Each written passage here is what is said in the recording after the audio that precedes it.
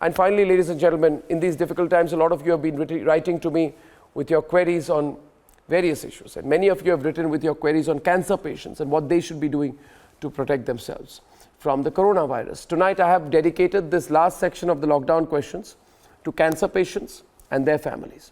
Call us, write to us. I'm live right now.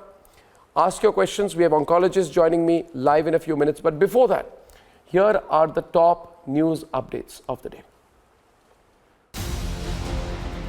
It's day 15 of the national lockdown. 149 people have succumbed to the virus in the last 69 days. With over 773 cases in the last 24 hours, India's coronavirus count has surpassed 5,200. COVID warriors are going all out to ensure rules of the lockdown are followed. Here's what their life looks like.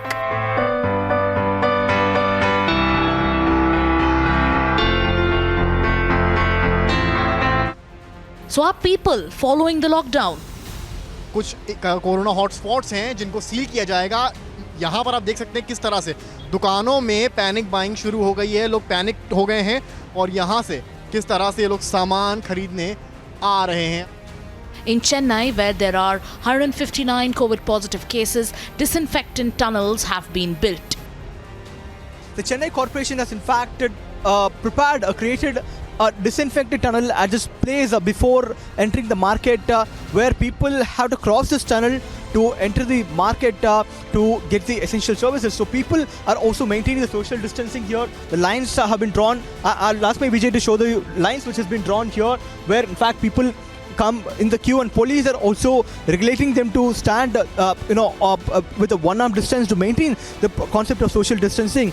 In Jammu and Kashmir, door-to-door surveys being conducted to identify members of the Tablighi Jamaat who still haven't appeared before authorities. Authorities, they have started going door to door to ask the people whether they took part in the Tablighi Markaz event. They are also checking whether any of the households here, they have any symptoms that represent the COVID-19 disease. So clearly the authorities are into an overdrive to identify, trace all the Tablighi Jamaat. Globally, over 14 lakh people have been infected and over 84,000 have lost their lives. India stands at 23 out of the 209 countries affected by COVID. If we don't follow 100% lockdown, we could be categorized with countries like USA, Spain and Italy. Let's debate.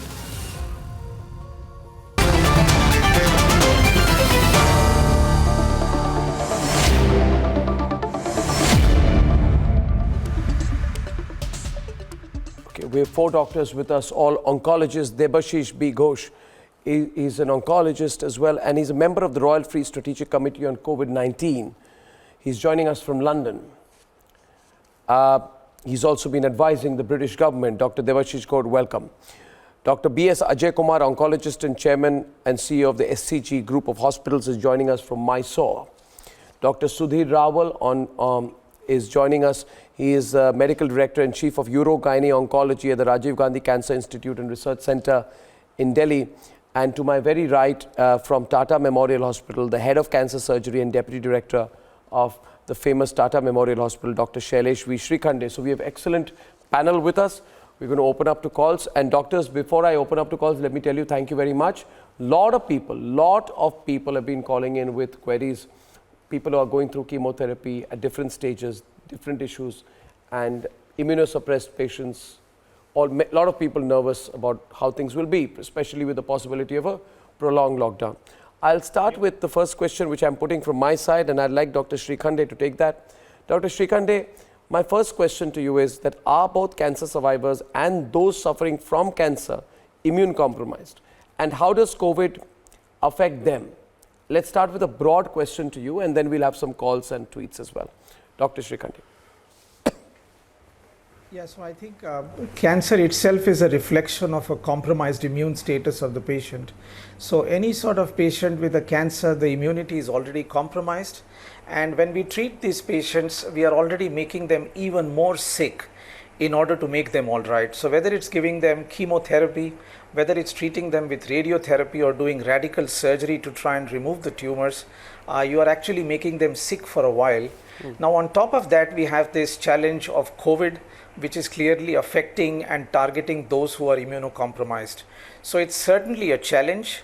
And the challenge that we as oncologists face is to try and differentiate who would be the low risk, who would be the moderate risk, who would be the severe risk, and then strategize treatment. Put it on the screen. Okay. So Satyajit is calling in from Gulbarga. That's our first question. Satyajit, hi. Can you hear me? And that question Satyajit, can you hear me? Arnab here. Yeah, Arnab, good evening. Good evening, panel. Good evening. Good evening. Satyajit, where are you calling from and what's your lockdown question? We've got a panel of oncologists with us today. Yeah. Dear doctors, I want to know, people who have been cured from cancer disease, who are already undergone the treatment and who are out of it now, what are the chances of they getting affected with COVID-19? Is it same at par with others, or they are more vulnerable to this? Okay, let me take that question to London. That question is coming in from Gulbarga, Satyajit, and your question will be answered by Dr. Debashish Ghosh from London. The question is specific that does a past history of cancer have an impact? People who have recovered, been through the treatment, does that keep them still at greater risk of COVID? Dr. Ghosh. So we have to go by evidence currently available to us, which is very limited. And what we have learned from China, which is a very small study which is coming out from there, and what we are seeing here right now, people who have undergone cancer chemotherapy over a period of 6 months to a year are at similar risk as anybody else, and they are not as immunocompromised as expected, like if they were in the acute phase of treatment or when they are undergoing treatment at this point of time. In fact, I just came out of consulting one of my patients who is a cardiologist, is in the front line seeing patients. She had completed her chemotherapy 2 years ago. She got COVID and she is recovered and still she's in the front line right now. So I don't think one should be afraid of it if you have had your treatment completed over 6 months ago. Okay, that's very useful, Dr. Ghosh. Thank you for that. We'll take some more calls. I don't have the callers on my screen, so we'll be opening up to calls. But may I ask the next question to Dr. B.S. Ajay Kumar from Mysore. Dr. Ajay Kumar, does the nature of cancer, this question is among a lot of people asking, does the nature of cancer change the way COVID is likely to affect them? For example, some people may have oral cancer, some may have a form of myeloma, some may have stomach cancer, some may have breast cancer, others lung cancer. Does the nature of the cancer change the way COVID affects them? Dr. Ajay Kumar, please. Can't hear. We have nearly 25. Yeah, I can hear you now. Louder, please. Yeah, go on, Dr. Ajay Kumar, yes. We have 25 oncology centers across India. And all I can say is now we treat various types of diseases. But so far, we have not seen a single case of COVID positive patient. So, answer to your question, I do not believe they are more prone for COVID. And as far as our data we collect every day through all the centers where, patients are coming in for radiation, chemotherapy, immunotherapy, and surgeries are also going on, because there is nothing like elective surgery in cancer. So because of this, we have a first-hand information, and we have not seen a single positive case of COVID so far, knock on wood. So with all the precautions we have taken and some of the preventive measures, so far we have been in good space not to see of the COVID diseases. Okay. And there is no literature evidence to suggest that cancer patients are more prone to COVID. Yes, sir. Two questions from Bengal coming in. Abhijeet Guha from Hooghly. What's your lockdown question? Will be answered by Dr. Sudhir Rawal of the Rajiv Gandhi Cancer Institute and Research Center. Dr. Rawal, this question is coming to you from Abhijeet Guha of Hooghly in Bengal. Abhijeet, hi. Yeah, hi. Arnab, how are you? I'm very well, Abhijeet. Just louder, please. Yeah. Yeah, the thing is, one of my mother-in-law was suffering from cancer. She had a breast, surgery about a year back from Calcutta Tata Memorial. Now, these days, are you here? I can hear you. Just switch off the TV in your background, Abhijeet, because it creates an echo otherwise. Yeah. Just switch it off for a while. We hear you loud and clear. I'm talking to you directly, so you'll be able to hear anyway if you just stay on the phone. Yeah, go on, Abhijeet, please. She's absolutely locked down in the home, and there is a serious mental pressure, not being able to go out in the early morning. And so my question is very simple. First and foremost, any precaution to take, extra precautionary measure to take for the cancer patients in this stage where she is having the normal medication for the cancer treatment? And secondly, is there possibility, I was hearing one doctor was mentioning there is no such positive cases was found out, but is there these particular virus is prone to, or the cancer patients have some more extra, Got it. possibility of in a way, easily. Abhijeet, I got your question. I want to take a lot of callers, so I'll let Dr. Rahul answer that. Dr. Rahul, I think you got the question. I don't want to repeat it. He said his mother-in-law she went through breast surgery. I got the question. You got the question. Go on, Dr. Rahul. Yeah, I got the question. It's 1 year back she got the breast surgery and she's on some normal medication. So she is not on any extra risk because of the breast cancer. And whatever risk is there is because of her age and comorbidities if she catches COVID. Otherwise, these patients should be actually treated as or should be having in a lockdown as the normal other guys are there in the household. Yes.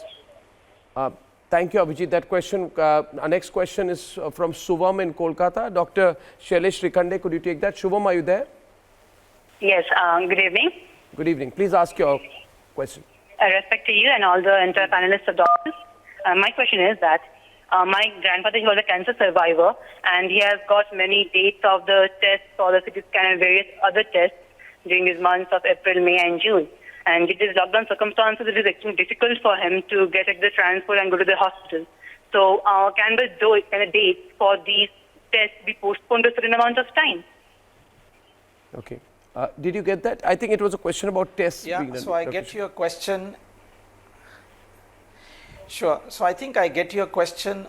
Much of the answer depends on how long ago the cancer has been treated and what kind of a follow-up protocol or a treatment protocol has been advised by your treating oncologist. I understand the problems of the lockdown and it's not easy to get all these tests done easily.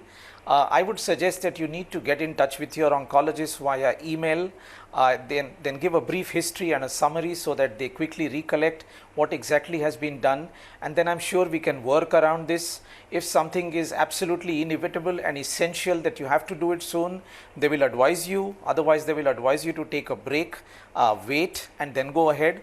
If you have any challenges of reaching your medical oncologist or your doctor or your surgeons, you are most welcome to write to us at Tata Memorial, and we will do our best to give you an online consult. That should not be a problem. Oh, that's wonderful. Since you mentioned the last part, is that open to all, Dr. Shrikande, or are you making a specific offer in one case? Because a lot of people would want to take that up. I mean, no, I think, yeah, sure. I think we clearly realize that telemedicine and teleconsultations is going to come to the forefront. We are dealing with a very different world order. Things have changed in the last 3 months and it's a very dynamic process.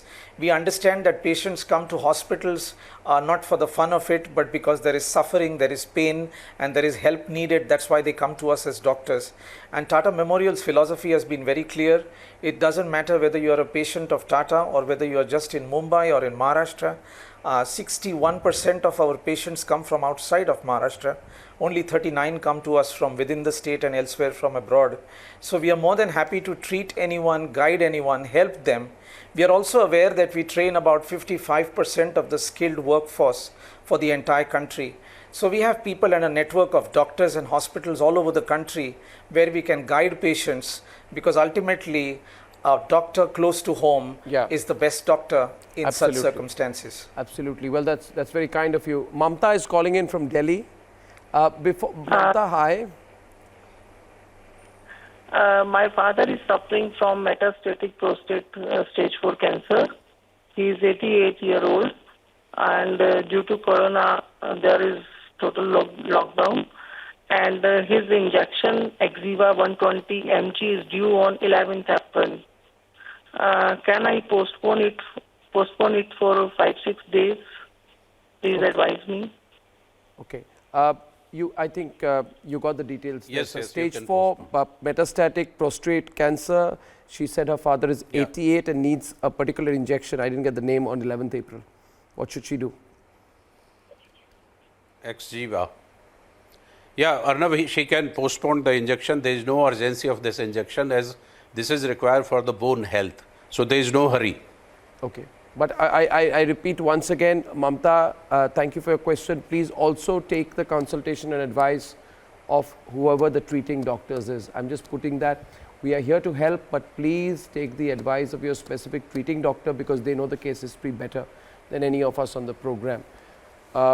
Ratnesh is calling in from Bengaluru. Ratnesh, hi. So many calls on the lockdown questions, you know. It's incredible. Yeah, hi, and I'm grateful to you for calling. Ratnesh. Yeah, hi, Arnab. Good evening. First of all, I must say thank you to you for giving us a platform to speak. Well, thank you. My question is related to hematology. So my mother, she is suffering from Dysplastic Syndrome. It's a type of blood cancer. And my question is that her cycle is due on 15th of April. So whether she should go for her next azatidine injections or not. I'd like Dr. Srikhande to take that. Sure, I'll do my best to take it. I'm not a specialist for myelodysplastic syndrome. Having said that, we have a large department of hemat-oncology. Again, I can tell you that I don't know the finer details, and during the course of this television program, it's very difficult to give you a detailed opinion whether we can do it on the 15th of April or whether we can defer it by a few days. The best thing would be if you can write to us with a brief summary or write to your treating medical oncologist, either ways, and we can coordinate and give you the right advice from the safety of your home. So we'll try and connect Ratnesh after the program. Ratnesh, after the program, I'll connect you with the details of the Tata Memorial email you should write to. Next caller, please. Sampath from Chennai is calling in. Sampath, before you come on the line, can I ask a question, please? To Dr. Sudhir Rawal, perhaps. Dr. Rawal, the basic question I'm asking is I have a lot of people I know who are saying that they were due for chemotherapy, but they are being told don't come to the hospital now. Now, everybody feels secure when they are getting the treatment in the hospital. It doesn't matter stage 1, stage 2, stage 3, stage 4. Now, what do these people do? Because they suddenly feel that the whole cycle of treatment gets interrupted and people feel that, the rationale being given by many people is that it is dangerous for you to come because you might be prone to infections. Now, what do people do? What is the thing they should do right now in situations like this? Dr. Rawal. Yeah, Arnab, this is a peculiar situation. I'll come to you, Dr. Devashish. How we are managing in our hospital, I'll tell that. We are postponing the patient who are actually requiring an adjuvant therapy, means after surgery or after radiation, we ask them to delay the treatment for 1 or 2 weeks or maybe 3 weeks because it doesn't harm. But the patient who are going on chemotherapy, we are not postponing them. We have asked them to come, either have chemo here or wherever they are. They can consult with us and then they can have chemotherapy in consultation with our doctor and their local doctor. The third situation is that palliative chemotherapy, where the symptomatic relief you have to give to the patient, and these patients we try to ask them to stay at home, not to come. Right. Only the patient who requires curative chemotherapy, we are preferring to treat them rather than everybody calling here and then making a situation very, very dangerous, especially if any patients who who become positive, or any patient who comes and if he's positive, though we are having a triage outside the reception, outside the building, and we screen all the patients who are old or new before coming to the reception or to the OPD if they have any symptom. Yeah, I understand. I'd like Devashish Ghosh wanted to add in on that. That was a generic question. I still have so many callers. Devashish, here, please. I think it's very important for me to butt in here because, we are in the midst of an acute crisis in London. We are seeing more COVID deaths in my one single hospital than your entire country right now. And we have not stopped chemotherapy. COVID will go away, cancer will not. Cancer will not wait for COVID. You cannot stop chemotherapy for patients, even if they have to be in adjuvant settings. We have to adjust it according to the requirements. If currently the patient number of, and we took advice from China, we took advice from Italy, cancer never stopped. Cancer treatment never stopped anywhere. We are continuing with our surgeries, we are continuing with our chemotherapies, but we have to choose sometimes between neoadjuvant or giving the primary chemotherapy followed by surgery or not. But that's a very drastic step you all are taking there. And you are not even going to be probably infected as much as you all are expecting right now. Absolutely. India is in a very good curve right now. Yeah. Thank you for saying that. I actually believe we are, Dr. Devashish, and a couple of things I'll say at the end. I'm sure doctors will agree. I'm only short of time. I will extend this. See, viewers, we are in a good curve. I know it's looked very steep, but if you look at how many of our numbers of 5,000 plus are from hotspots or from centers of people affected by the Tablighi Markaz, you will find that a lot of people are contained. We are going to contain, we are going to find out, we are going to locate, and we are going to fight. I'm grateful to Dr. Ajay Kumar, Sudhir Rahul, Dr. Shailesh Srikhande, and Dr. Devashish Ghosh from London. We pray for the country's health. And we pray that we'll come out of this soon. Ladies and gentlemen, with the promise to be back at 9 o'clock tomorrow. Good night and goodbye.